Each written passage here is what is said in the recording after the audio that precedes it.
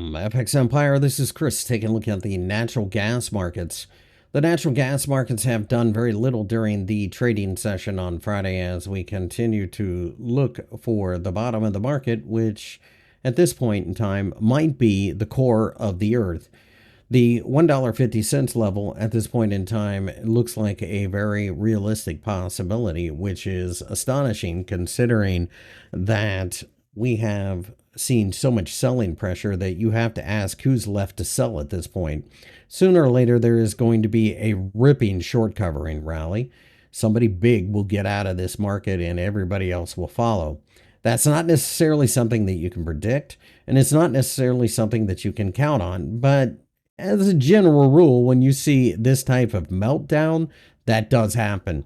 You could see this market bounce to the $2 level quite easily and still not even flinch. The moving averages are all straight down, which is something that you don't see very often also. So that's something to keep an eye on. Nonetheless, I do think that you need to wait for a longer term signal to start buying natural gas. It's just a waste of time right now. You can't short it. I've been saying that since $2, but realistically, looking at the chart, all of the smart money got into this a long time ago. So now we have to ask questions about sooner or later, when will the drillers stop drilling? Because they will at this point.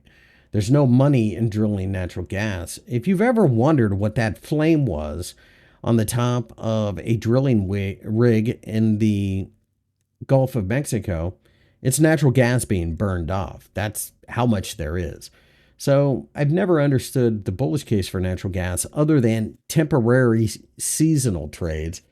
But quite frankly, where I live, there's natural gas in the drinking water in a lot of places. So it's not exactly a rare commodity.